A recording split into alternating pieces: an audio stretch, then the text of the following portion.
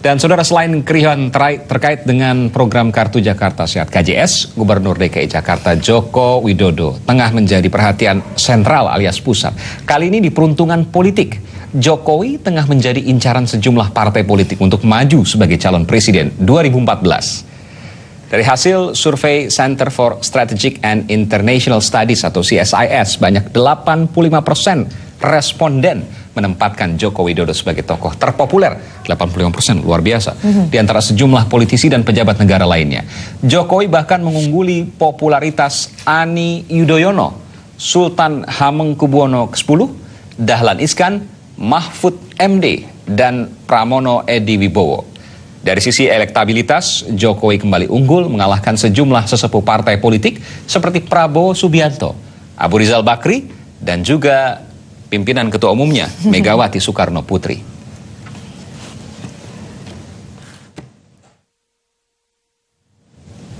Di popularitas unggul, begitu juga dengan di elektabilitas. Ini artinya kesempatan Joko Widodo untuk maju sebagai calon presiden sangat terbuka lebar. Ya, PDI Perjuangan sebagai partai pengusungnya bahkan secara terang-terangan mengisyaratkan prioritas bagi Joko Widodo sebagai calon presiden 2014.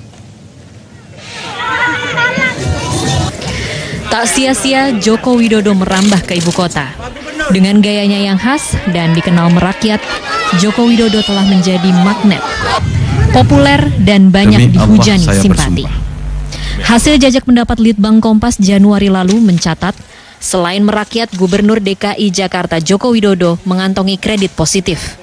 Tak hanya sukses menjadi orang nomor 1 di Jakarta, kini kesempatan emas kembali menghampirinya. Ia mendapat tawaran untuk maju menjadi calon presiden 2014. Partai pengusungnya bahkan membuka kesempatan demi sebuah regenerasi partai. Dan Joko Widodo punya prioritas tersendiri. Apa itu semua kan juga menjadi dinamika yang ada di internal dan eksternal. Tapi kan apapun Pak Jokowi juga harus fokus pada tugasnya yang sekarang dan berkewajiban untuk bisa menunjukkan kredibilitas dan potensinya pada penugasannya pada hari ini. Daya tarik Joko Widodo pun seringkali dimanfaatkan untuk memotori kemenangan Partai Banteng di berbagai perhelatan pilkada. Yang menarik, tak sedikit partai politik yang diam-diam berminat meminang Joko Widodo. Kalau Pak dari PDIP Bu Mega legowo untuk mengajukan Pak Jokowi, ya nanti akan kita lihat. Tak ketinggalan partai penguasa pun turut mengincar Joko Widodo untuk maju sebagai calon presiden. Tim Liputan Kompas TV Jakarta. Dan tadi saya juga dengar di radio pagi waktu saya nyetir ke kantor, di situ jelas-jelas menunjukkan betapa Jokowi Ahok itu adalah seorang pemimpin daerah yang sangat fenomenal di mata pendengar radio tersebut ya di seluruh Indonesia.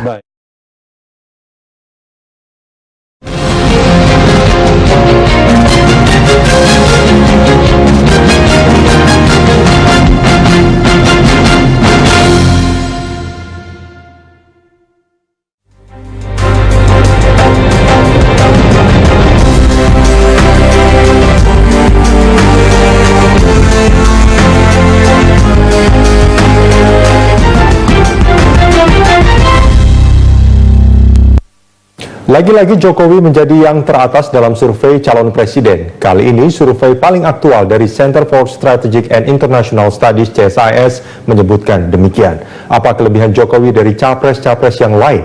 Kita akan membahasnya dalam bedah politik. Gubernur Jakarta Joko Widodo kembali menempati posisi teratas survei nasional yang kali ini dirilis CSIS. Survei dilakukan tatap muka dengan melibatkan 1.635 responden di 31 provinsi minus Papua dan Papua Barat dari 9 hingga 16 April 2013. Ketika ditanyakan siapa tokoh capres yang akan dipilih di pemilu 2014, sebanyak 28,6 responden menjawab Jokowi. Tokoh lain yang disebut Prabowo Subianto sebanyak 15,6%, Abu Rizal Bakri sebanyak 7%, Megawati sebanyak 5,4%, serta menyusul tokoh lain seperti Yusuf Kala, Mahfud MD, dan Hatta Rajasa. Sementara sebanyak 28% responden belum memiliki pilihan. Dan saat ini sudah hadir di studio peneliti dari CSIS, Tobias Basuki, dan pengamat politik Ikrar Nusa Bakti. Saya langsung ke Mas Tobias. Mas, ini dari hasil penelitian CSIS, aspek apa saja yang hasil survei itu menunjukkan bahwa Jokowi unggul?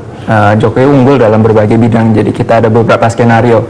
Yang paling banyak dipublikasikan adalah top of mind. Jadi hanya ditanyakan jika presiden pemilu hari ini siapa yang Anda pilih, itu 28,6 Jokowi. Dan yang signifikan di sini ini adalah sepengetahuan kami pertama kali ada capres yang 1 tahun lebih sebelum pemilu mengalahkan undecided voters. Itu yang signifikan. Terus dalam konteks yang tidak kami publikasikan karena angkanya juga sebenarnya hanya penambahan dalam skenario 7 calon. Kalau diberi 7 nama besar, 4 nama besar, itu peningkatan Jokowi meningkat terus. Itu ada di media juga. Ada di media.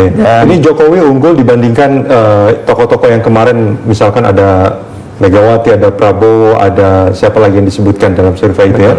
Kita punya data, kita lihat grafiknya. Ini adalah hasil penelitian Anda ya. Survei CSIS April 2013, pilihan presiden Joko Widodo urutan pertama 28,6, kemudian Prabowo Subianto yang dalam beberapa survei biasanya ini selalu nomor 1 ya. Kali ini nomor 2 hanya 15,6, cukup jauh. Terus Abu Rizal Bakri dengan 7, kemudian Megawati dan Yusuf Kala. Ini margin of error-nya berapa? Margin of error 2,43%. Artinya kalau kita melihat dari data ini memang sangat meyakinkan. Artinya Jokowi memang unggul dibandingkan dengan tokoh-tokoh yang lain ya. Betul sekali. Nah, Mas Iqbal, ini menarik sekali sebetulnya. Apa yang membuat publik terus mencari seperti yang dikatakan, tapi seolah mencari sosok baru seperti itu. Ini kan Jokowi sangat fenomenal. Ya, pertama menurut saya tipologi kepemimpinan itu mulai berubah. Ya, seperti yang juga kita pernah diskusi sebelumnya ya. Yang pertama itu bahwa perubahan besar itu kalau dulu orang mencari orang kuat, orang yang kemudian dibawa-bawain tasnya, orang yang selalu dihormati, orang yang sangat birokratis, orang yang seolah-olah pemimpin itu harus di atas kemudian rakyat di bawah. Sekarang berubah totalnya bahwa sekarang rakyat mengidolakan seorang pemimpin yang benar-benar merakyat, bisa makan di pinggir jalan, kemudian belusukan masuk ke kampung-kampung becek ya, melantik kemudian pejabat-pejabat di DKI Jakarta di kampung-kampung kumuh atau kampung yang benar-benar ada masyarakat Betawinya ya. Bagaimana seorang Jawa seperti Jokowi justru ingin meningkatkan budaya Betawi di Jakarta. Ini adalah suatu tipe yang menurut saya dianggap ideal oleh rakyat. Kenapa demikian? Karena memang seorang pemimpin memang tidak boleh misalnya kemudian memiliki frame of reference sendiri dari budaya dia untuk kemudian menjawakan orang Indonesia misalnya kan, dengan meningkatkan budaya Betawi sebagai budaya Jakarta. Di situ menunjukkan bahwa Jokowi itu sangat menghargai budaya-budaya lokal ya. Itu menurut saya faktor-faktor yang sangat menentukan. Artinya Anda ingin mengatakan bahwa masyarakat saat ini kalau memilih calon presiden bukan lagi orang yang secara fisik mungkin gagah, kemudian militer, suaranya karismatik seperti itu. Kalau kita melihat kan Pak Jokowi ini suaranya gegap gempita kan. Menurut saya udah nggak lagi ya. Saya beri contoh misalnya bahwa walaupun dia kalau makan misalnya nasinya kemudian belepotan kemana-mana itu dianggap oleh rakyat itulah part of our community ya. Ini yang kemudian bilang wah dia adalah sosok calon pemimpin kita. Kemudian Anda lihat bagaimana ketegasan dia dalam persoalan kartu sehat ya, kartu Jakarta Sehat ya. Itu menjadi suatu yang memang bukan suatu yang baru, tapi keberanian dia untuk kemudian terus menjalankan walaupun misalnya ada upaya-upaya untuk melakukan interpelasi di DPRD ya. Itu dia tidak patah semangat, tidak mundur juga, malah dia akan menantang. Oke, mari kita bicarakan ya. Jadi sosok pemimpin itulah ya. Dan tadi saya juga dengar di radio pagi waktu saya nyetir ke kantor, di situ jelas-jelas menunjukkan betapa Jokowi Ahok itu adalah seorang pemimpin daerah yang sangat fenomenal di mata pendengar radio tersebut ya, di seluruh Indonesia. Baik, Mas Iqbal, kita punya satu grafik lagi, kita simak bersama.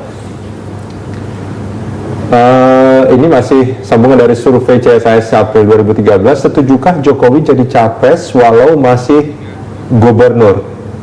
Hasil responden 53,9, tidak setuju 27, tidak tahu 19. Mas Tobias, bisa dijelaskan apa artinya ini? jelas kelihatannya memang itu yang kalau di sebagian kalangan pengamat, kalangan menengah mengatakan, oh Jokowi jangan loncat-loncat terus dari Surakarta ke Jakarta. Belum selesai di Surakarta ya, terus di Jakarta juga. Kalau 2014 maju dia juga belum selesai. Betul. Tapi jadi kalau kita tanya di kalangan masyarakat secara umum, ya terbukti di situ lebih dari 50% mengatakan ya ini waktunya, karena mereka mencari presiden yang benar-benar di luar daripada konstelasi political system saat ini. Dan saya pikir itu sangat signifikan. Dan di sisi lain juga memang yang jadi pertanyaan adalah apakah Jokowi mencalonkan atau enggak karena dia harus menyelesaikan Jakarta. Sekarang pertanyaannya, kalau dia menyelesaikan Jakarta sampai 2019 dengan pemerintah pusat yang belum tentu akan suportif, jelas Jakarta progresnya akan jauh lebih kecil dibandingkan jika dia melakukannya dengan pada 2014 nih. Artinya kalau hasil survei Anda menunjukkan bahwa masyarakat pada saat ini sangat menginginkan Jokowi untuk maju di 2014. Bisa dikatakan begitu. Baik, kita jeda sebentar. Bang Ikrar, kita tahan sebentar pemirsa. Kita rehat dulu sejenak. Perbincangan tentang elektabilitas Capres 2014 akan kita lanjutkan di segmen berikut.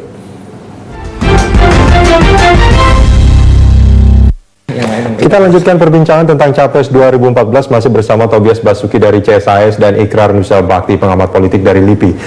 Bang Ikrar, ini kalau tadi dikatakan bahwa Mas Tobias mengatakan bahwa sebetulnya masyarakat saat ini sangat menginginkan Jokowi untuk maju di 2014, tanggapan Anda seperti apa? Ya, saya terus terang ya, dari awal ya, bahkan sampai detik ini juga saya juga masih agak khawatir kalau kemudian dia bisa menjadi calon presiden pada 2014 ini ya, dengan asumsi bahwa tugas sebagai gubernur DKI belum selesai. Tapi lagi-lagi kalau kita melihat dari hasil survei tersebut ya, di situ memang menunjukkan bahwa tren kepemimpinan model Jokowi lah yang kemudian benar-benar dirindukan oleh rakyat banyak ya, bukan cuma sebagai gubernur DKI Jakarta tapi juga sebagai presiden Republik Indonesia.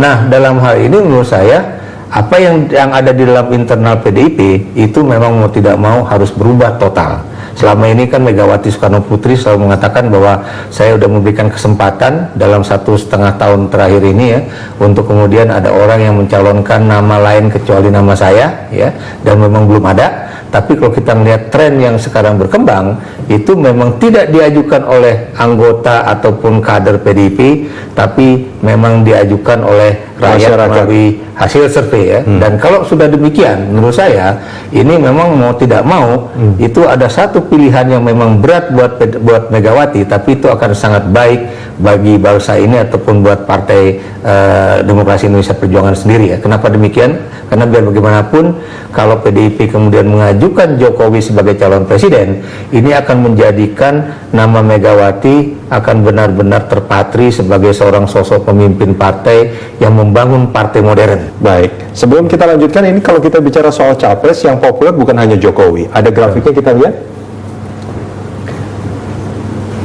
Ini popularitas tokoh. Ini masih hasil survei CSIS. Yang pertama masih Megawati ternyata. Betul. Kemudian Yusuf Kala, Jokowi di urutan ketiga, ada Prabowo Subianto dan Ani Yudhoyono.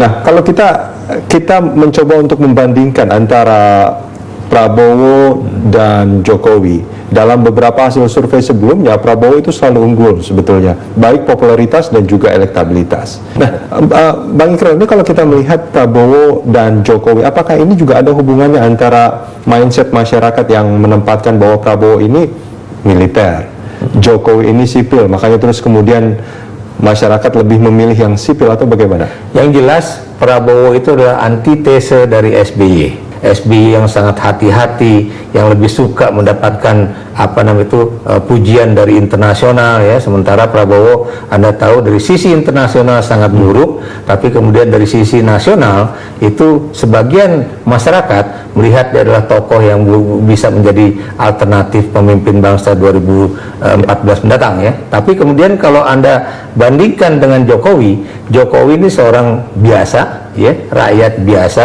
cuma pedagang mebel ya, dan kemudian juga dia adalah bagian dari wong cilik ya, dan kemudian tapi dia juga bisa menjadi seorang pemimpin yang tegas, walaupun untuk menjadi orang yang tegas itu tidak harus menjadi orang yang kasar, tapi bisa lembut.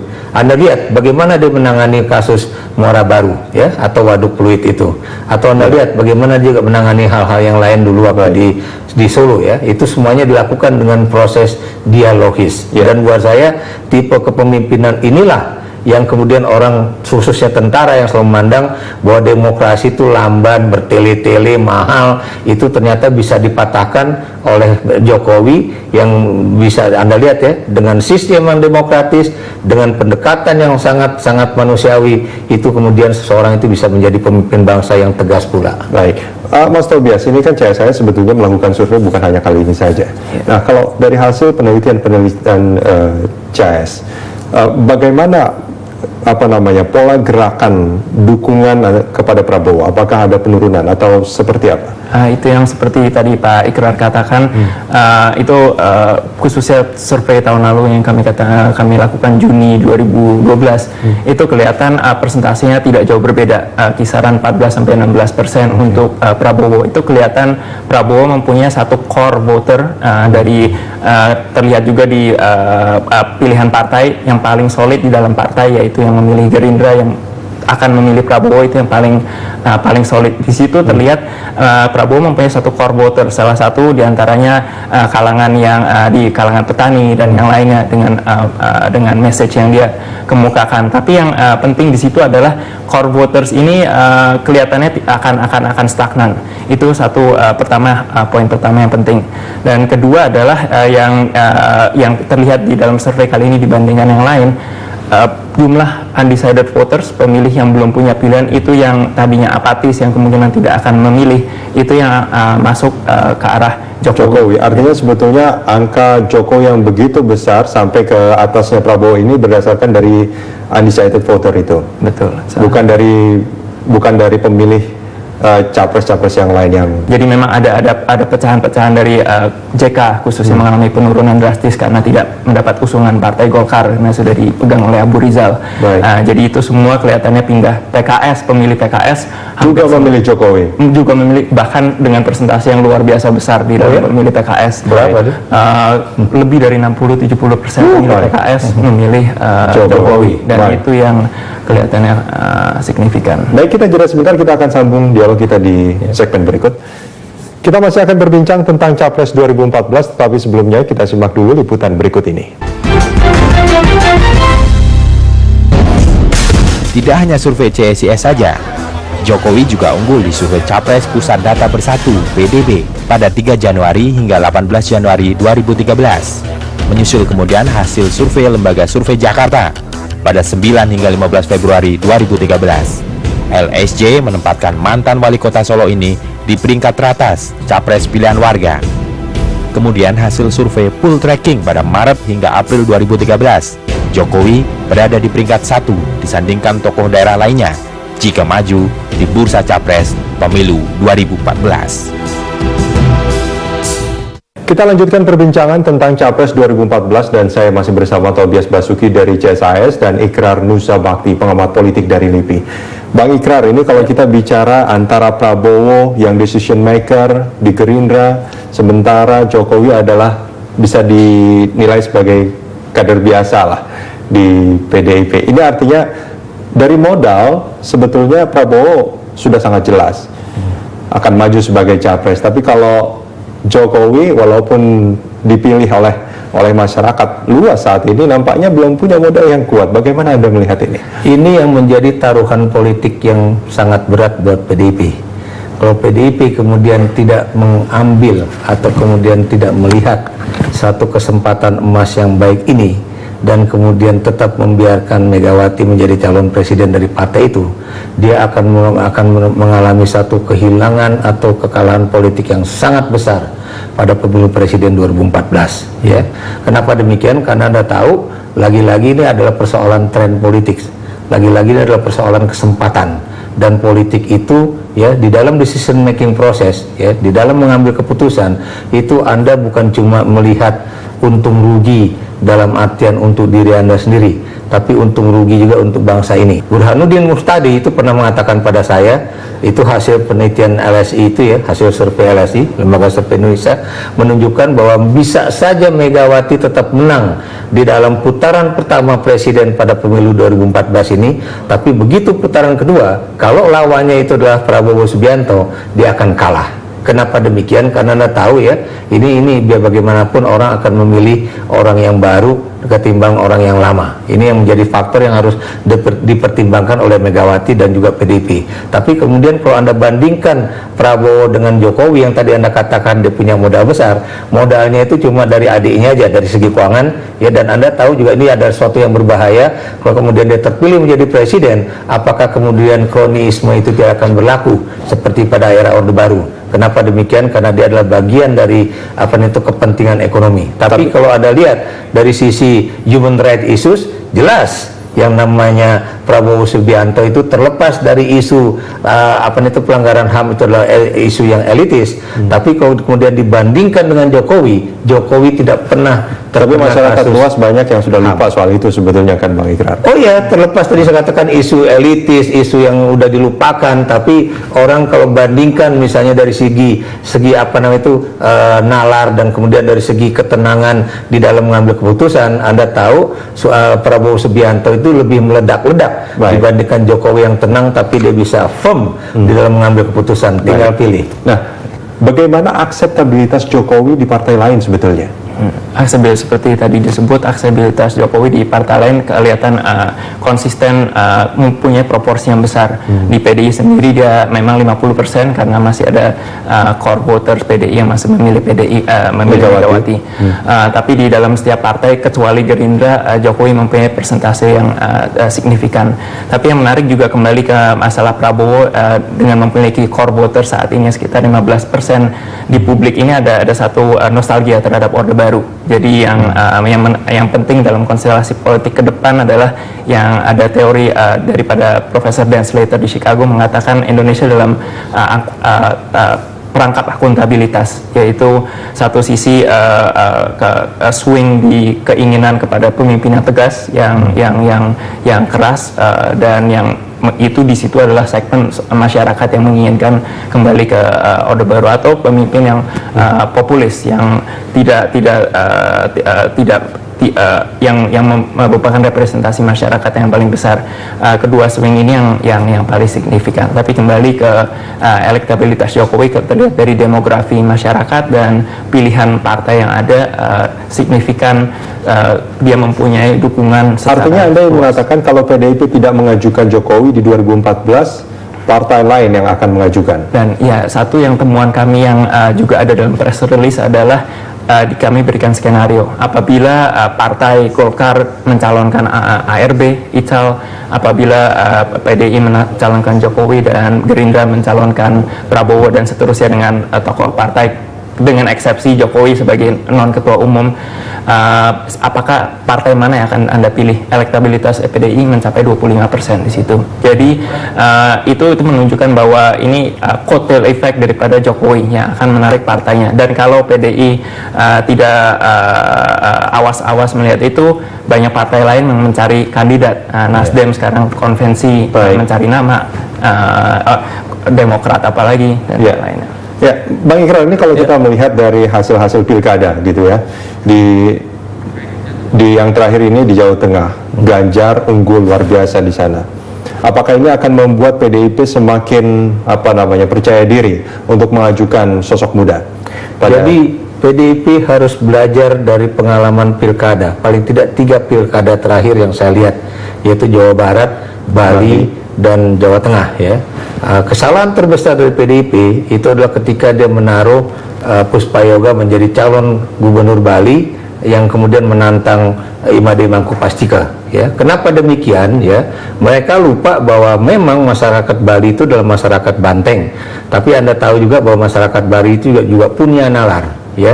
Ketika Puspayoga itu tidak mau hadir di dalam debat calon gubernur, ketika saya menjadi panelis di situ, di situ udah menjadi nilai minus buat dia. Jadi orang seperti Ganjar, orang seperti Rieke Diah Pitaloka, orang seperti Jokowi, ini adalah pemimpin-pemimpin muda PDIP yang boleh dikatakan menjadi hal yang sangat dibanggakan oleh PDIP, dan ini yang harus diperhitungkan. Dan yang masuk nanti teman satu juga yang dari generasi muda PDIP juga ya, yang dulu menjadi ketua Partai Rakyat Demokratik, tapi dia kan belum teruji menjadi orang yang benar-benar berada di dalam pemerintahan. Artinya mudah-mudahan tokoh-tokoh seperti Jokowi, Ganjar, dan Rieke inilah yang akan memberikan harapan bagi PDIP. Kalau dan juga Ikrar, terima kasih banyak sudah bersama kami di Bedah Politik. Mas Tobias, terima kasih banyak sudah bersama kami. Ya, demikian perbincangan seputar Capres 2014. Di segmen selanjutnya kita akan membahas perilaku pemilih Indonesia yang akan dibawakan rekan Rieke Amru.